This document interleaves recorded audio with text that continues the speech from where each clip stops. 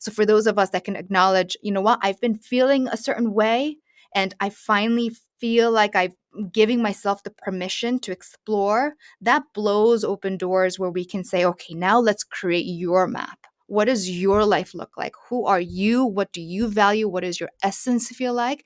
And what makes you feel alive? Welcome to Unleash Thyself, a podcast where we journey into the depths of personal transformation, spirituality, and growth. I am your host, Konstantin Morun, and today we're excited to have Dr.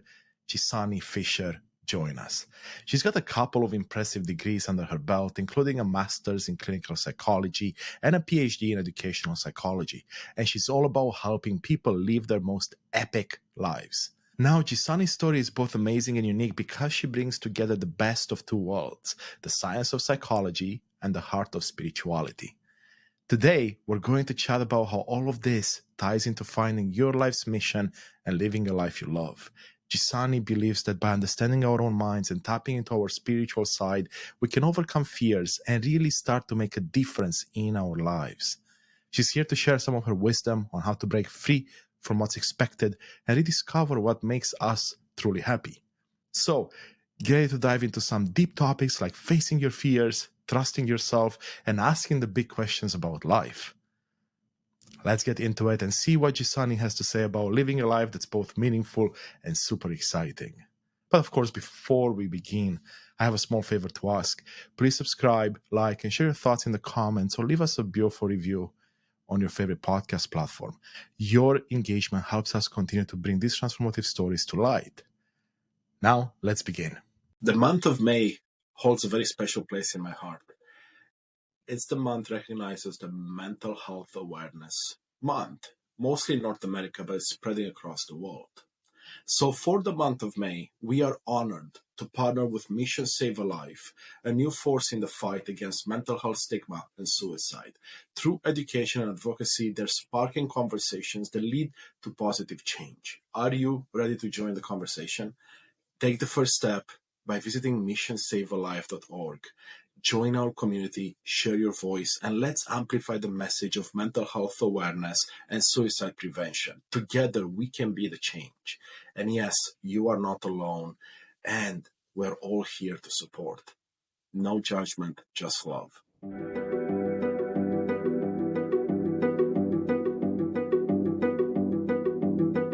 Hello, beautiful souls. I have with me Jisunny Fisher. Jisunny, so grateful to have a chance to sit down and have a conversation with you. Welcome. It's such a pleasure to be here. Thank you, Konstantin. Yes, absolutely.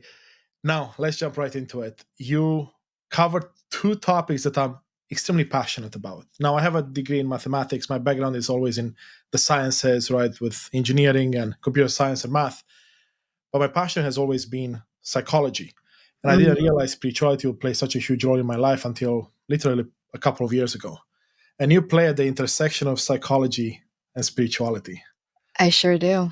So let's dive right in. What was first for you, psychology or spirituality? Based on my conscious awareness and my intellect, I would say psychology. So I studied psychology in my undergrad because I didn't know what else to major in, and I needed to declare a major. And everyone else was checking off psychology, so I said, "Why not?" Okay. And by the end of 4 years of undergrad, I absolutely loved the field of psychology, but I also didn't want to answer the question, what do I want to be when I grow up? So I kept studying. I went and got a master's at Columbia. After my master's, I still didn't want to answer that question, so I continued to study. I got another master's and then eventually a PhD. And I want to say I hit the end of the proverbial road. Um, so I am doing what I'm doing right now as a psychologist because A, I love the field of psychology, but B, I didn't want to face that question of what do you want to be when you grow up? Very, very interesting. I love the story. Yeah. When did spirituality come into play then? So a few years ago, I actually, you know what? I would say spirituality has always been on the back of my mind because I grew up in a Christian home, in a religious home. And as a child, I remember asking myself questions that I didn't dare ask out loud, like, why would God burn his children in hell, those that didn't listen? And I had these questions of why should we look to adults for the answers when clearly these adults aren't perfect and they're flawed? So I had all these questions always swimming around in my little brain.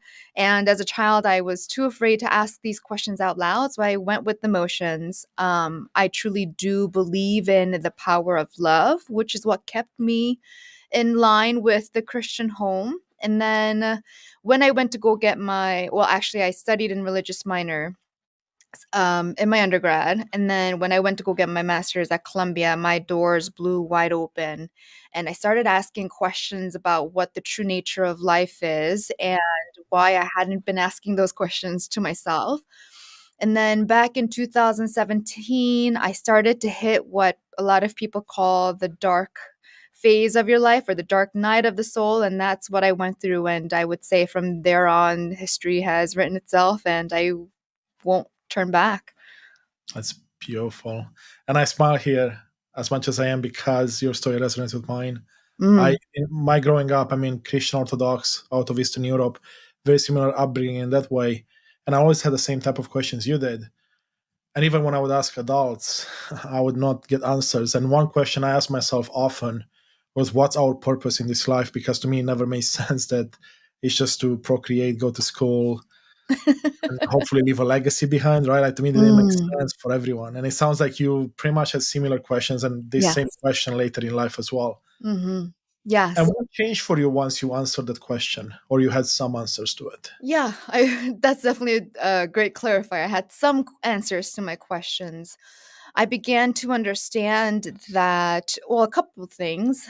The biggest thing I struggle with is trusting myself. So when I am given, whether it's clear or ambiguous messages during meditations, outside of meditations, I tend to struggle with giving myself permission to just lean into the messages instead of constantly questioning and asking, is this right? And is it real? So that's the one struggle I continue to have, but I've definitely leaned in a lot more than I would allow myself in the past. Whereas in the past, I wouldn't even allow myself to ask those questions. God forbid I did. Now I do. Now I ask questions that I never would have thought I would have asked and allow myself to receive the answers the way that they come. I love that, Jisunny. And again, resonates 100% as I'm progressing through my own journey with spirituality and science backdrop. Same type of things come up, right? There's Mhm. things that come to me in meditation, in breath work, in yoga, and any of these practices. And I'm like, am I going crazy? Is this real? And it sure is, right? It's as real as we make it. Mhm. And it's beautiful to see that we have a similar path in that regard. But let me ask you this, because one thing that happens in my life quite a bit is because I'm coming from a science background and I'm bridging spirituality in right now, there are certain people that are very skeptical and they're like, how can you combine one with the other? Mm. What would, well, a question, does it show up in your life as well where people are like, wait, you're a psychologist? I don't know this, but yes, you're spiritual too. How does that work? Do you have the question come up? I think less so much now because a lot of mainstream society and social media started to play around with the idea of spirituality a little bit. But definitely, as I started my studies, it came up a ton where a lot of us would think that spirituality and psychology or the sciences are at odds with one another. But I truly believe they go hand in hand. They do. And I'm beginning to see that the things we already know inside of our hearts, the things that our spirits whisper to us, are things that are beginning to be quote unquote proved by the sciences. Exactly. I love that. And one of my mentors, one of my spiritual mentors, I asked him this question a few weeks back, and he was like, without spirituality, there would be no science. And Mm, I had to sit with that. And I'm like, okay, that makes so sense. true. So true. Because science is catching up, right? We're seeing all these things being proven, Yes. which is beautiful because it makes it Hmm. easier for people like yourself and myself to have conversations with others and bring them to the light in a way. Not saying Hmm. that one path is better than the other. However, we're seeing the benefits of people that embrace spirituality from a point of, like you said, love and light. Hmm. Just go with it, see what happens. Not necessarily Yeah. from a Yeah. control point of view. Absolutely. And a lot of people have this misconception about spirituality being, you got to be sitting cross legged in a meditation pose, closing your eyes. But spirituality, really, all it is your ability to allow yourself to open up to who you truly are, your true essence and your true nature. And expressing that, exploring in that. I think that's what spirituality is, not the I'm going to sit and chant in a lotus pose or, pray. And all of that is great too, but I think there's a lot of misconceptions about what spirituality really means. We cross that with shamanism or religion, and then things start to get really blurry. They do, absolutely. I love the way you describe that. The only thing I add when I describe it is like it's also the connection that we have with everything. Like if you stop Mm-hmm. and wonder, like, what's my connection with nature because I'm part of nature? What's my connection with animals that are within nature? Mm-hmm. Yeah. With those forces outside of us that we can see, right? And when you start to look at the bigger picture, you start to be like, okay, well, there has to be something more. Mm-hmm. Beautiful, beautiful. So you do talk a lot about helping people pretty much uncover their purpose in life, right? Now that Yes. you've been able to find yours. And funny enough, I help people with that type of stuff as well from a different angle. So I'm Mm-hmm. curious to see what are some of the biggest challenges in you working with people to uncover that why, that mission, that purpose in life? Mm-hmm. And what are some of the struggles that people run into when they start on the journey? Yeah, great question. So, a lot of clients that I work on with one on one usually come to me not with the question of what's my life purpose, which it is ultimately the question, but essentially it is I'm struggling with anxiety or I can't go to sleep at night. I struggle with my relationships. And a lot of those questions really all point to the why am I here and how can I do this right? And I think the biggest struggle is that second question is how can I do this right? Where people think that um, discovering your life purpose, there is a right way to do it or a wrong way to do it. And there really isn't. I would say the second greatest struggle is allowing people to understand that the way that they perceive the world is just that it's a perception. It's a collection of filters that we've gathered throughout the years that have helped us to survive in this world. But these filters no longer serve us, especially when we're getting into conflict within ourselves, getting into conflict with others, but we don't realize that we're seeing through the filters. So, helping people to remove those filters is definitely a struggle that people come to me with unknowingly. And also, the question of like, how am I going to do this right is definitely something that trips a lot of people up. I love that. Hey, it's Konstantin here, and I want to take a brief moment to truly thank you for being a part of this incredible journey of transformation. You are the reason we are creating this content. I see you and I appreciate you. Your support truly means the world to me. I want to ask you for a small favor. I'd love for you to join our mission by hitting like, subscribe, or leaving a thoughtful comment or review. Your engagement helps others discover these insights, and together we can continue to unlock the power of authenticity and personal transformation. Thank you for being a part of this movement. Now, back to the episode. And those filters, those layers that you talk about, those were very obvious in my life now that I look back. But when you're in the middle of it, when you have all of them applied, all Mm-hmm. the set of lenses, it's very hard to see. Yes. Yeah. But once the way I see it now is that once I started to take layers upon layers off, Mm-hmm. it became more of a game of like, okay, how much deeper can I go? Because once you start to see a bit more of the light, like your Mm-hmm. soul or whatever is at the bottom of it, of all those layers, the more you want to be on this path. And that's what Yeah. I find beautiful about this journey is that at least with my spiritual awakening, I equally with like, let's say I was inside of a cocoon or an egg, and once the Mm-hmm. shell got broken and the light could peek through, there was no fixing that. There was no Mm. closing it up again. So it's just getting bigger and bigger until it opens up Yeah. fully. That's a great description. I love that. Thank you. So I'm curious then someone comes to you, they have, okay, I have this challenge with anxiety. Of course, you're a psychologist, so you have the science component down, which means that you have credibility. People come to you. Do you bridge people to spirituality fairly quickly, or do you have kind of mix where some people are spiritual and you bring spirituality into it, and some people are not, and you just keep them Mhm. strict to the science and everything you've learned in school? I love that question because it asks me to think about how I approach my work when I am one on one with clients. And I find that if I create the space to provide the person sitting across from me exactly what it is that they need to either heal or to grow, 8 out of 10 times they're asking those questions about their life purpose, spirituality, their essence, the questions about the nature of reality and life.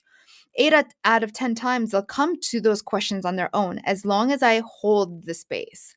Sometimes, the 2 out of 10 times where they don't start to ask those questions, it's because they're not ready to ask those questions or they're not in the part of their life where they should be asking those questions. And that's completely okay too. You alluded to this before, Constantine, where there's no right or wrong, whether it's with spirituality or religion. Same thing with the way that we allow personal development to happen. There's really, we keep getting stuck in this pattern of comparing ourselves to our next door neighbor. And I think when we do that, we completely bypass the beauty of why we're really here, which is to authentically experience this life, which means everyone's experience is going to be different. And comparing myself to someone else is going to be a very big disservice versus comparing myself to maybe who I was yesterday, which is a very different question. Yes, I love that. I love that you went there because that's one of the things I've come to understand later in life that I would like to admit, which is this idea of when you look at comparison, it's best to compare yourself to yourself from however long ago you want to compare to. And when you look at others, it's not about comparing for results. Oh, they have a better job than me or they have more money than me, but more Mm-hmm. for potential. So Yeah. if I look at you, just and I say, wow, I really love the career you went on.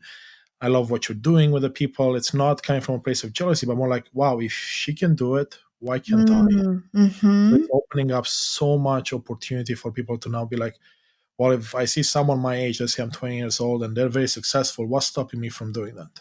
Yeah. At least it gives you more hope.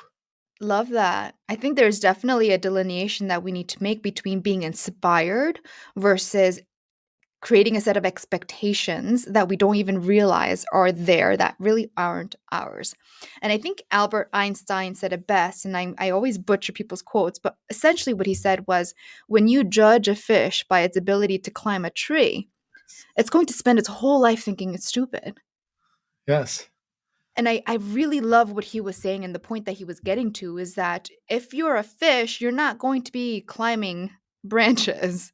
But the Yeah. fact that we continue to perpetuate this notion that we need to be climbing branches when when we're not equipped to, when we're not meant to, we keep putting ourselves in this little box that really isn't serving any of us.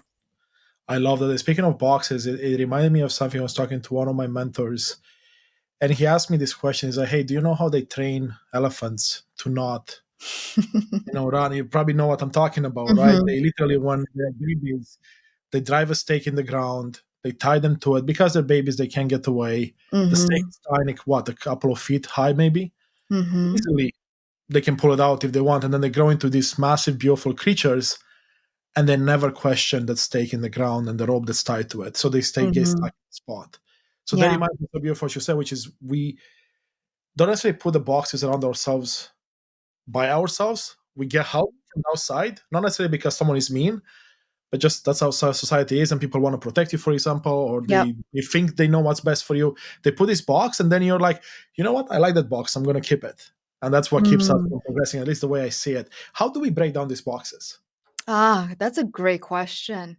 I think our spirits, our higher selves, our oversoul, whatever you want to, oversoul, whatever or however you want to perceive that greater essence of you that is at one with all of life, will always give you nudges. So the first thing is becoming aware that there is a box. And a lot of us aren't even aware that there's a box because we think feeling anxiety day to day is normal. We think that being depressed is normal. We think that waiting for Friday or Saturday to come around is normal, but it's not.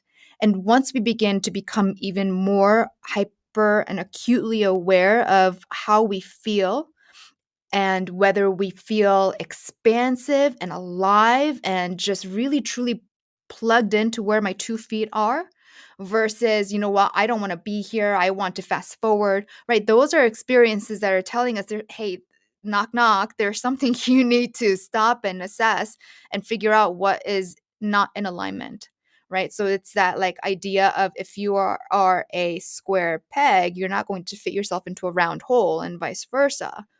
But you think you're supposed to grind yourself away to fit this particular shape that you're really not. And you don't know that there's anything wrong with it because you think it's normal. And I think it's time we begin to really question what is quote unquote normal and what feels good. There's really no excuse at this point in our society and our culture to be compromising who we are and compromising how good we can feel, to fit someone else's expectations. So the first step is becoming aware that there is a box that you're putting yourself in. And then once you figure that out, once you understand that, yes, I feel really tight and squished in this box, it's understanding what particular parameters you're believing are true, or believing are real. Just like the baby elephant that grows into a beautiful, massive creature that can easily, right, just step forward and break that stake. We believe that we have these limitations that really aren't limitations. So when we know that we're stuck in a box, understanding what those limitations are, understanding where they come from and why they're there are extremely important. And a lot of times those limitations fall into one of two categories. It's either in the box or in the realm of shame, or in the realm of fears. And when we begin to understand and dissect and be able to compartmentalize which of the two they are, we can begin to do that inner work or the shadow work. Oh, I love this so much, Jisunny. That's beautiful. Let me ask you this. You said the two buckets are fear and shame. Mhm.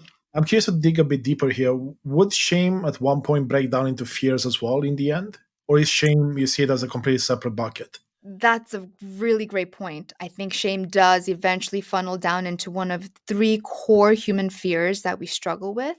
But initially on the surface, we'll either feel resistance because there's shame, or we'll feel not resistance, but the opposite of being compelled to. I can't think of the word right now, but being um, there's a word and it's going to come to me 30 minutes after we're done recording. But being disgusted by, repelled is the word, Really repelled, powerful. yes, which is the fear component of it. Yeah. Because, yeah, the more I dig into this myself, the more I look at different things I've been able to overcome over the years, things like procrastination, hesitation, overwhelm. All those things are just, like you said, symptoms for Hmm. the most part. And then as you dig deeper into them, you realize, wait a second, like you said, there's three big fears, and I would love to dive into those. Let me take a stab at that. I know fear of the unknown is the biggest one that people have. Hmm. I know there's fear of failure, fear of success, fear of judgment, but I'm curious to see which ones are the three big ones you think that everything kind of distills down to. Yeah. So the three main human fears are fear of failure, fear Yeah. of abandonment, and fear of irrelevance, or not being relevant, not mattering. Mm, So, okay. failure, abandonment, and irrelevance are the three core human fears. And we have these six human needs that we all need to meet. And every time we are failing to balance, because these six fears come in pairs of three. If we fail to balance each pair of human needs, they end up showing up at the surface as a particular fear. So, for example, we have the human need of needing to be in control, but we also, on the opposite end of it, have the need to be cared for, right? To surrender and just allow someone to care for us instead of having to be in control all the time. But those are two core human needs that we all have, and they're both equal in terms of needing to be met. But if we fail to balance the two, so if we're always in control because we have that need and we neglect the part of us that need to be cared for, then that fear of failure is going to be reflected in your outside reality. And notice I'm saying it that way because everything in our quote unquote outer reality is just a projection of the inner reality, which Yes. is where that law of what's within is also without also comes into play, right? As the heavens and so, then so below. But that particular, I love that philosophy and that principle that anything on the outside in my outer reality that I want to change, if I have a problem with, or if it doesn't align with who I am, it's because something inside hasn't clicked. And something inside that needs to click is first understanding what the human needs are, understanding that we need to fill the bucket of all of them and make sure they come to balance so that we can assess what fears are actually unconsciously running or ruining our lives. Yeah, I love that, Jisunny. It's so beautiful. And as above, so below is so powerful because, yes, everything is mirrored, which means that if you look at your life and there's someone in your life that you don't seem to get along with and you always get upset at whatever they do, that's how you're going to be a mirror of what's going inside. And it's funny, it took me so long to realize that. And Mm, once it clicked, like you said, that awareness kicked in, it was like, now I pretty much have opportunity right in front of me to be like, I don't like that about them. Let me take a look inside and let me get curious. What is it I don't like about that? yes, And the answers that come up are, not fun. I mean, I use the word beautiful because for me, beautiful is also can be challenging at times, right? Hmm. You're right. It's not Hmm. fun in the traditional context of it, but at the same time, for me, it is fun because I'm like, oh, I get to remove another layer. I need to remove another lens. Yes, I know Yeah. I'm gonna cry. I know I'm going to maybe not enjoy the journey as much, but I Hmm. still will get something out of it, and the destination is beautiful as well. Yeah. So speaking of that, right? You said you used the word "not fun" there, which brought something up for me. As you sit across from someone and you do your work, and these not so fun things come up, is there a point at which something that's not fun becomes actually more enjoyable because of the transformation that ensues as a process and what comes after it? That's such a great question. I think someone like you, Constantine, that understands. So if you've dipped your toe in the water and you felt your light, there's no going back. And Yeah, it becomes so intrinsically rewarding that you begin to understand. So you have this, what we call self efficacy. Self esteem is I feel good about myself, right? Like I'm pretty, I'm smart, I'm handsome. Self efficacy is I can do this. Like I'm capable of doing the thing, the challenge that's in front of me. And a lot of people that begin or are in the beginning parts of their journey of this work, they don't feel so fun and they're not rewarded to actually do the work because they haven't gone through the process of developing self efficacy. So they don't actually, in the back of their minds, they're going, I can't do this. I'm not capable of this, or I'm not good enough. So they don't actually believe that they can break through those patterns and begin to reveal parts of themselves that are actually hidden down below. And you on this journey, this beautiful journey, know and understand what it feels like. Know and understand the importance of doing the work, that it's rewarding for yourself. But there are lots of people that that are afraid to face the answer or the response to the question of, are you good enough? Are you capable? Are you worthy of unconditional love? And because they have these doubts of, yes, I am, they don't believe those things because of past experiences. They don't want to ask those questions because they're really afraid the answer is no, you're not. yeah, love that, Giuseppe. So let me ask you this then: how do we get someone from that stage to this stage where you can feel that liberation? So I'll explain my situation a bit more. It wasn't long ago when I came upon the realization that wow, I can actually do anything and everything I want. Hmm. Once I'm clear on it, like you said, once I got awareness, once I explore this a bit deeper, the deeper I got, the more that self-efficacy built within, but Hmm. also Hmm. this trust. Because you mentioned trust at the beginning, it was not just trust in myself, but trust in, let's call it the universe, God, whatever you Yes. believe in, that things will be okay.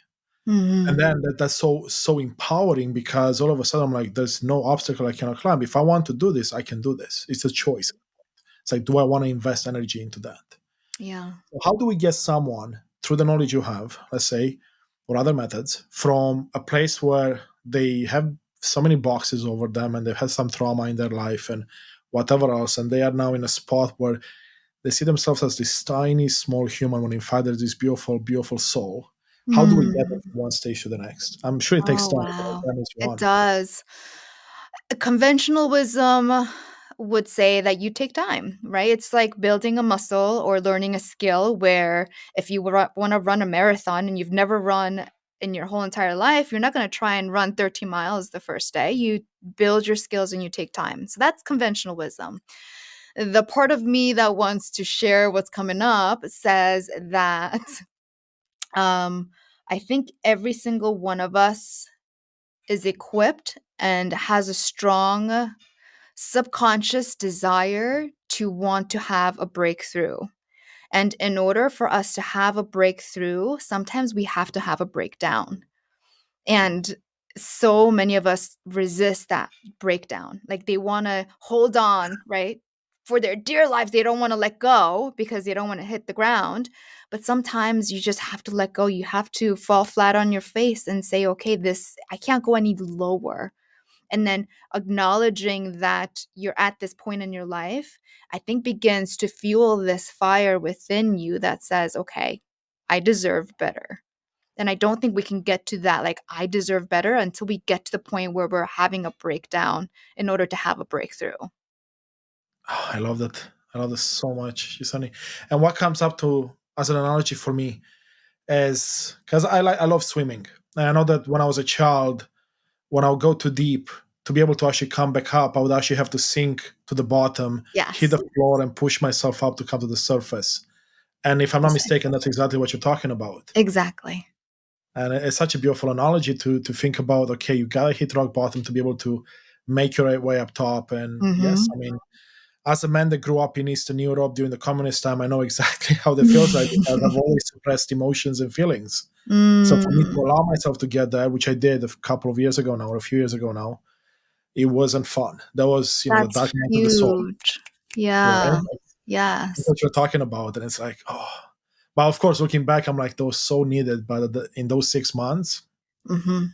it wasn't fun. And I didn't have someone like you in my corner because I'm sure it would have been a lot more pleasant to go through it if I had help, right? And it was of my own doing because I chose to do it alone Mm, until I didn't. But for yeah. those Yeah. 6 months, I was a lone wolf pushing Mm-hmm. people away. And if you're listening to this and you happen to find yourself in a spot where you're pushing people away, I'll let you just add to that. But what I comes up for me is don't. It's so much easier when you have people around you, people that care for you, and even if you have to Mm-hmm. hire someone, they Yeah. can provide so much help to guide you. Still, it's still your work. Mm-hmm.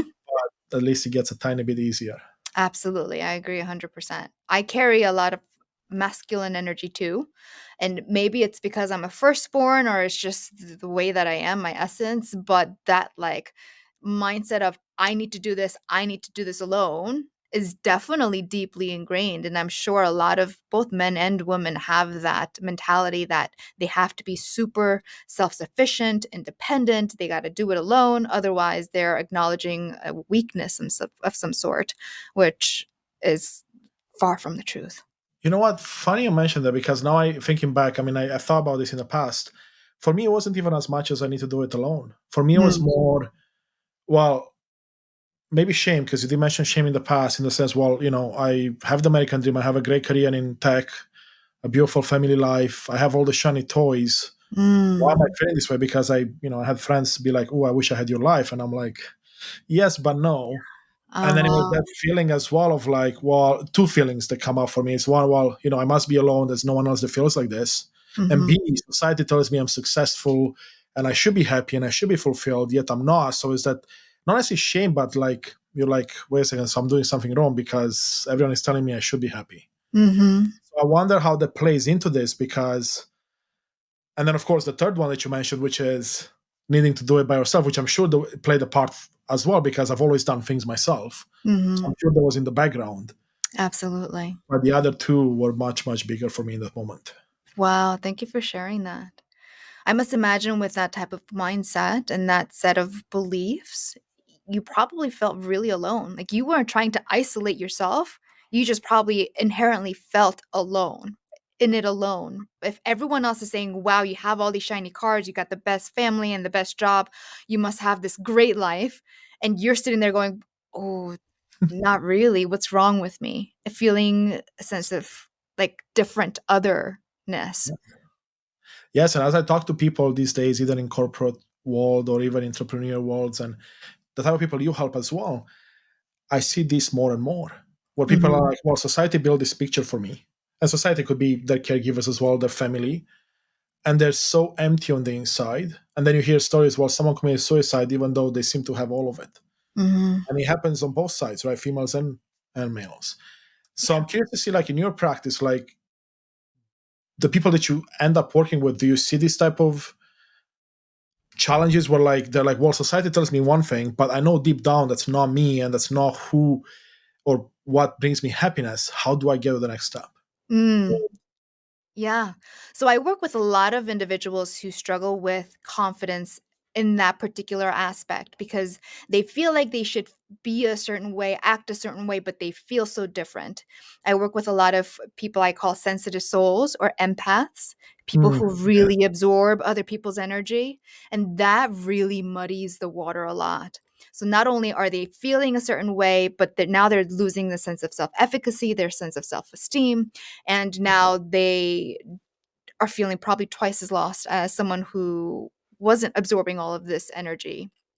Um, so I work with a lot of individuals who do feel that sense of whether it's aloneness or like that sense of belonging that they never had, or feeling like they're always looking for a sense of like home, which I've always done. I've always felt no matter how many people surrounded me, no matter how many people loved me, no matter how many friends I had, there was always this inner gut feeling of I don't feel like I'm home. And mm, it yeah. always at the back of my mind made me go, what's wrong with me? Just like you said, Constantine, about like I have all these things that everyone's saying I should be so happy and I should feel so lucky, but I really don't get it. So dealing with that myself personally, I completely understand what that's like to feel like you're missing something. And that's exactly what I think it is. It's a lot of us who are in that space that you've shared. It's that feeling like something is missing. And for a lot of us who finally get to the point of acknowledging that question, like acknowledging, like, yes, I feel like I've felt lost or stuck, or like something's been missing my whole entire life, that opens so many doors to exploring the self in different ways and not just the ways that people say you should. Like, not just let's get the nice job, get the degree, get the house, get the fence, get the dog, get the car, right? We start to Yes. create our own set of rules and create what I call our own blueprints or own map, versus we've been carrying around this like tethered little thing. Tattered? I don't know which word I want. Now, Yeah, this very worn out piece of paper that's supposed to be a map of how you're supposed to navigate this world.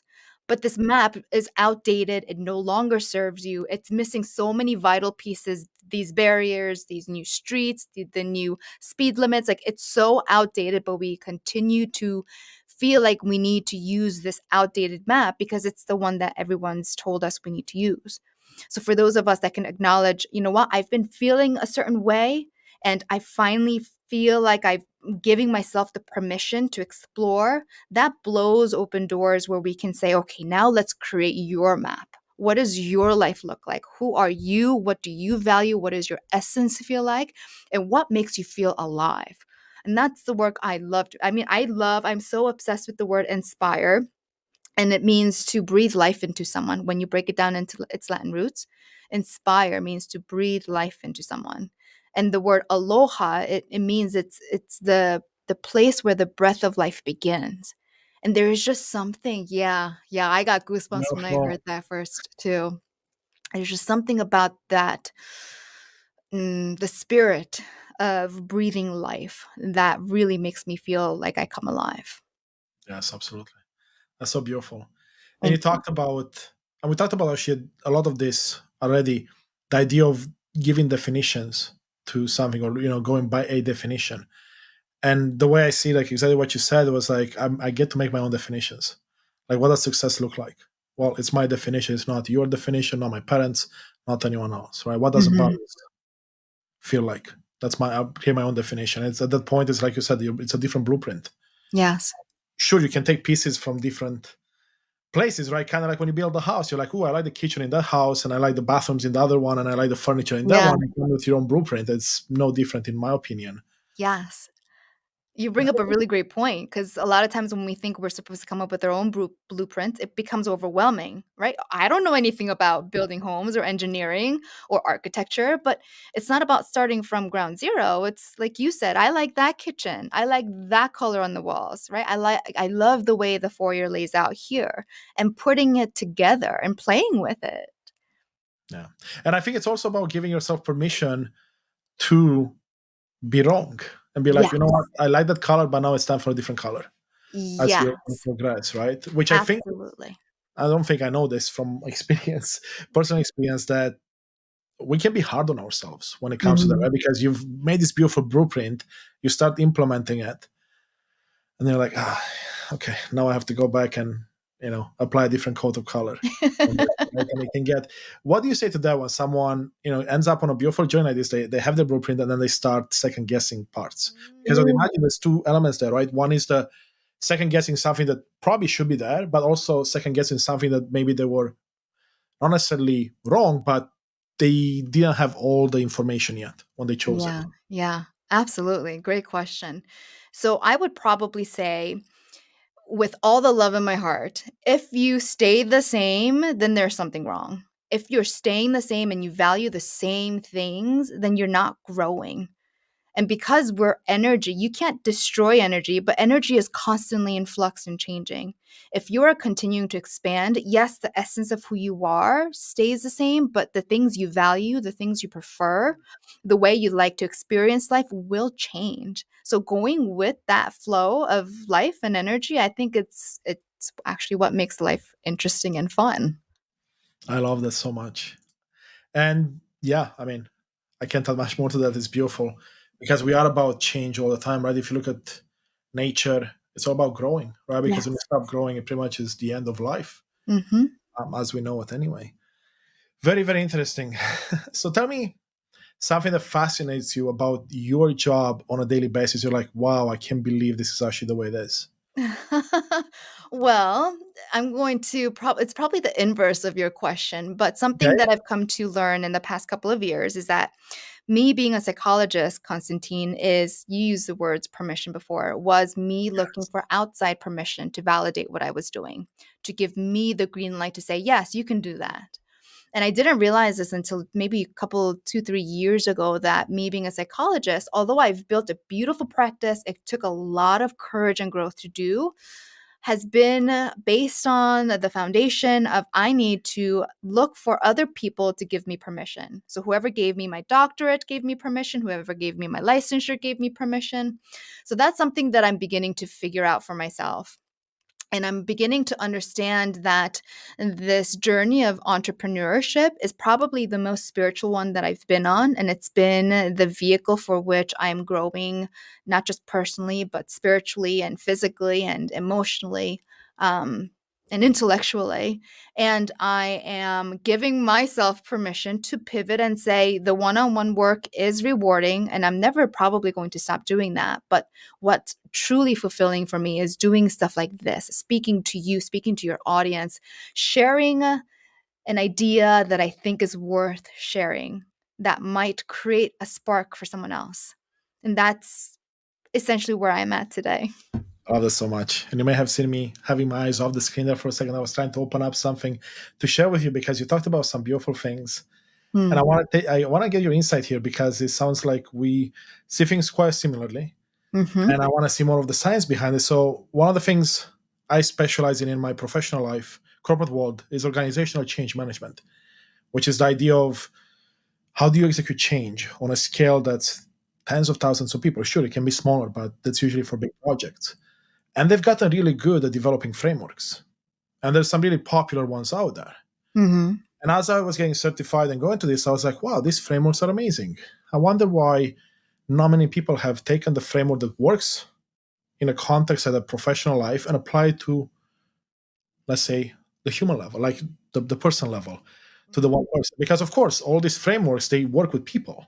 So that to me makes sense that they would work personally. So one day last year, well, more than one day, I sat down and I said, I'm gonna make my own framework out of it. And I kept testing it and I'm like, wow, this is amazing. And Mm-hmm. funny enough, in organization change management, the first step is always awareness. You Yes. got to build awareness around the change. So in my framework, I have awareness. So the framework is called action. I'm not going to go through all the steps to bore you, but like just the first few to see how much they match.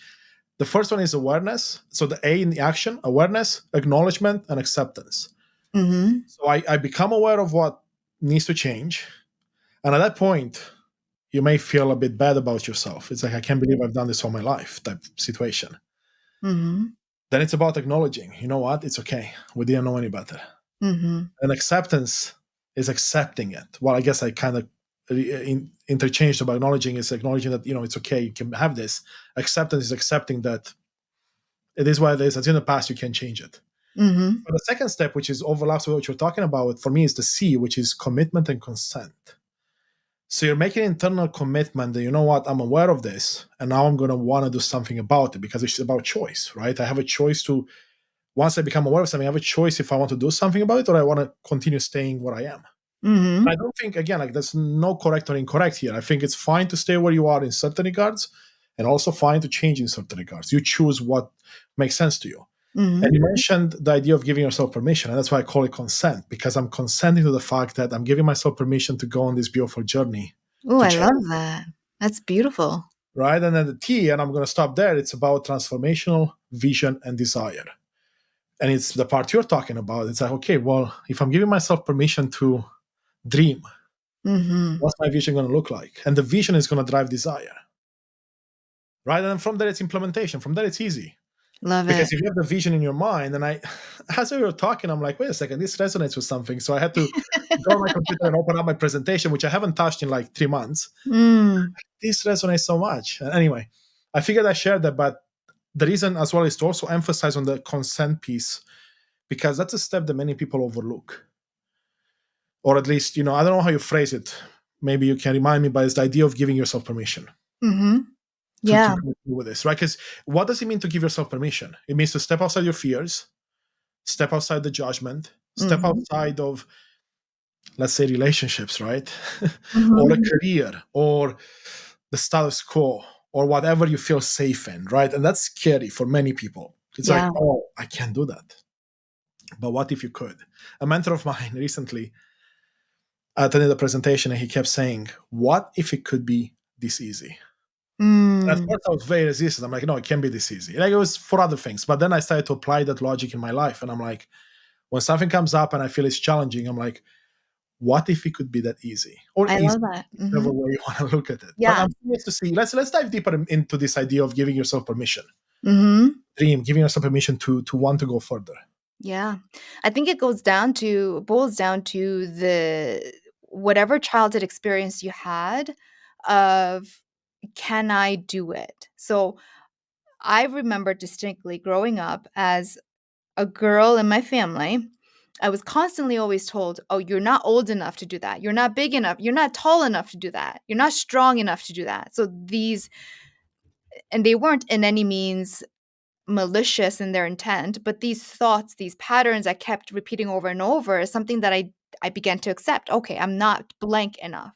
So then that begins to translate to, well, then as I grow older, I'm going to just follow everyone else's mold, right? I'm going to follow else's pattern of I have to, graduate high school, I have to go to college, I have to get a job, right? You don't question whether or not what you're doing is something that you want to be doing. So I think to your point, Constantine, about being aware, like, are you aware of what you're doing? Like, are you aware of the root of your actions, where they come from, what your intentions are? And once you're aware of why you're doing what you're doing, can you ask yourself the question, can you ascertain and discern for yourself whether what you want to be doing is what you're doing? And then at that point, maybe you're saying, you know what, no, I feel um, a lot of conflict with having to go to college. I really don't want to go to college, but all of my brothers and sisters went, and my parents keep insisting that I have to go. It's not even a question like, if I am to even whisper, maybe I will go to a vocational school or maybe I'll get a job, they would totally, come down on me. Like, if you have those types of thoughts and those types of that type of an environment, even being aware of the boxes around you that you've decided to hop into isn't going to be enough. for you to want to make that change. And it's all about, okay, so the first step, like you said, is awareness. But how do we give ourselves permission to say, you know what, I'm not going to go to college? And I think that goes back to facing your fears. Do you know what your fears are? Do you know where your behaviors come from? And I know I'm not exactly sure of how these numbers came about, but they say about 90% of your behaviors are done subconsciously. You have no control over what you're doing 90% of the time. And if that's true, that means that the brain that is wired to see what's wrong with the world is going to shape your behaviors. So instead of helping you to shoot for the stars, it's going to shape your behaviors in such a way that it says, no, go hide in your cave because there's a saber-toothed tiger outside. So if you know what your fears are and you know what your human needs are that you haven't been meeting, then all of a sudden it's not even about giving yourself permission. That problem dissolves on its own.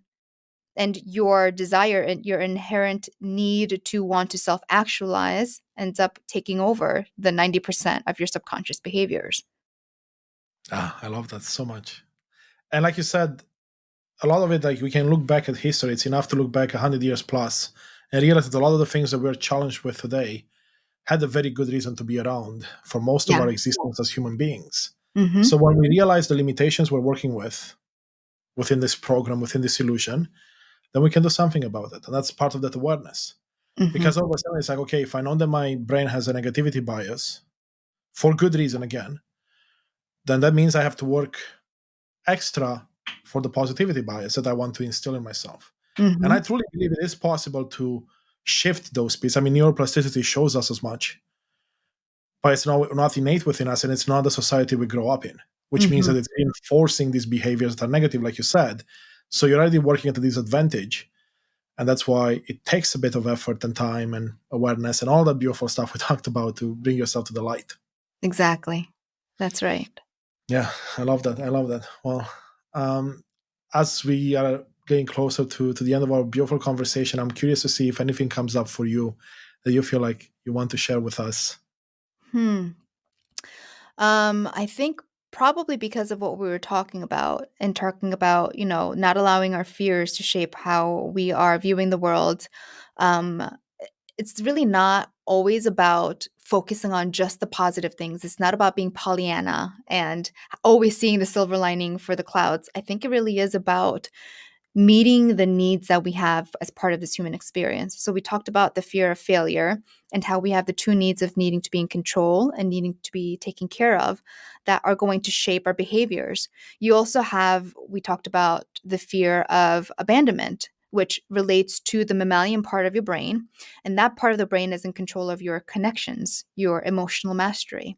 And that has everything to do with whether or not you are meeting the two needs of needing to be the same as everyone or needing to be the special, or not the special, needing to be special. So we have this human need to be same, because if we're not, then we're rejected and then we're going to die. But we also have the human need to be special, to be unique, to authentically express who we are. And if we're not meeting either, or if we're not balancing the both of those needs, then that fear of abandonment is going to show up a lot. And then the final part of the brain that evolved is the neocortex. It's the human part of the brain. And that part of the brain is responsible for your fear of being irrelevant. And that fear tends to show up in our lives a lot when we are dealing with a mismatch or I keep wanting to do this, right? The not being balanced, the Yeah. imbalance of two human needs, the human need of needing to be selfless, right? I want to give, I want to be of service to the world. But you also have a human need to be selfish, right? Self first, to put yourself first. And honestly, society and culture today really distorts this like, oh, it's so heroic to be selfless, right? It's such a huge value in our society to be selfless, to put other people first, to sacrifice yourself for others. But when that sacrifice doesn't come from your overflow and instead it comes from being at the expense of feeding yourself first, then that's distorted love. That doesn't exist in a pure frequency. And I think those six human needs, when we can learn to balance all six of them in ways that really help us to be intentional about the way we show up, the 90% of our unconscious behaviors that want to run away from fear all of a sudden now shift and does an inverse. And now all of a sudden we want to self actualize. And I think being motivated and being compelled towards a goal or a vision, like you said, Constantine, is so much more effortless and beautiful and fun than feeling the resistance or like you need to avoid or run away from something. 100%. I am beyond excited that you are finding value and inspiration here. Your support means everything to us. If you're watching this on YouTube, take a moment to click like, subscribe, or leave a thoughtful comment below. And if you're listening on our podcast platform, subscribe or leave a review, and it would mean so much to us. Don't forget to follow us on Instagram at Unleash Thyself Today and TikTok at Unleash Thyself for daily insights and guidance on personal transformation. Your interaction helps others discover this content and fuels our mission to bring even more meaningful discussions your way. And on a personal note, I truly value and appreciate you and your thoughts. Now, let's dive back into this enriching exploration. There's so much more to uncover. And a visual came to mind as you're talking about that overflow that I saw a long time ago now. I saw this Buddhist monk, and he was talking exactly about what you're talking about, this idea that you can't really fully give yourself to others until you give to yourself. And he had a glass of water that was half full, right? And then you had two options, right? If you keep giving yourself to others without filling your glass first, like we were mentioning, your glass is going to run on empty. Then Mm-hmm. you have to wait for a bit to get filled up, you keep giving away. But if you wait for your glass to get full, the more everything that you pour over it is just overflow. And that goes to everyone else. Your glass always stays full, everything else goes to others. And that I believe truly that that's when you can be at the greatest service, because you're first service to yourself and then to everyone else. And now you can be, like you said, at a higher frequency, higher vibration, and you can give so, so much more. And I Yes. used to fall in the first category where it was about everyone else first. Mm-hmm. And then, you kind of shifted. It's about me more. So you can say more towards the selfish side. And now it's about finding balance. And it's beautiful. And I'm curious to see your take on this. Like we have seasons in the world. Do you see this almost with seasons as well? Sometimes you're going to be more selfish and sometimes you're going to be more selfless. But always this yin and yang where the balance always comes in. That's beautiful. Yes. Definitely there is the yin and yang. There's a balance that happens. And it has to be from the overflow. Otherwise, it's distorted love.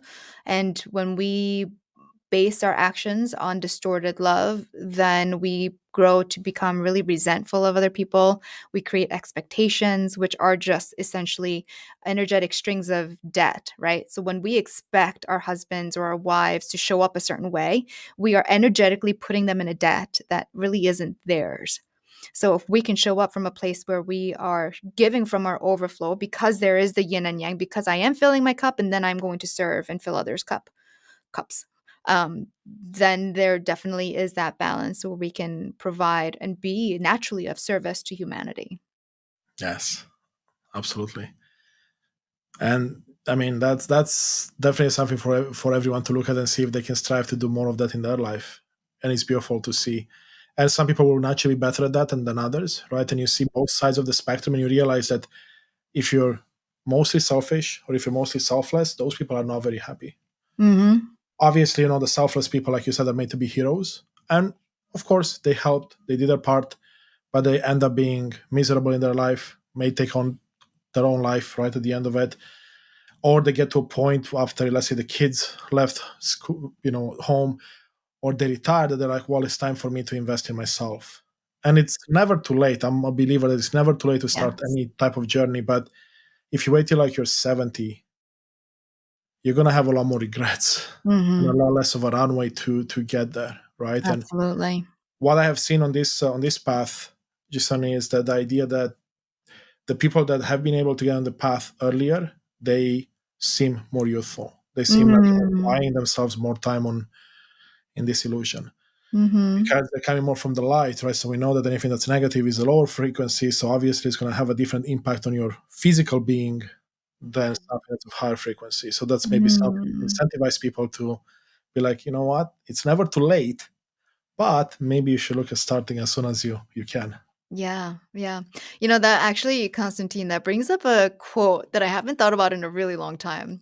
in the Bible about how he came to me in my meditations Mhm. later in my life as Yeshua. So I'm going to call him Yeshua, but Jesus Christ in the Bible is quoted to have said, if you want to earn your way to heaven, you need to be like a child or something like that. Do you know what I'm referring to? Yes, yes.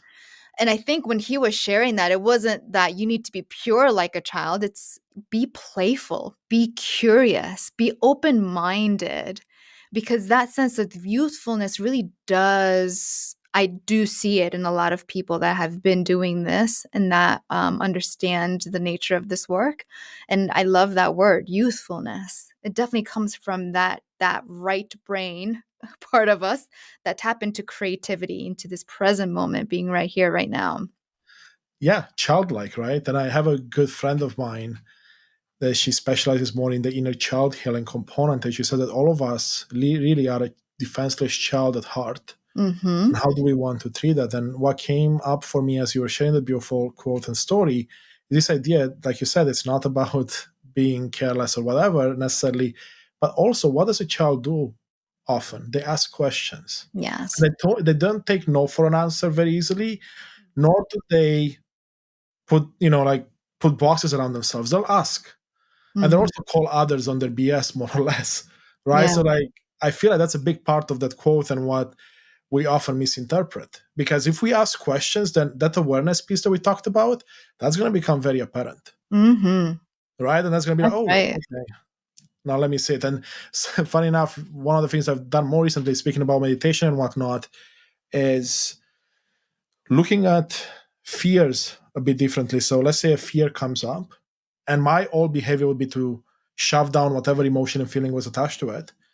But now it's about getting curious, again, like a child. Mm-hmm. Like, I wonder why this comes up. But rather than use the why question, often I use the what or the how so I don't go in a loop. It's like, I wonder what is bringing this up. Yeah.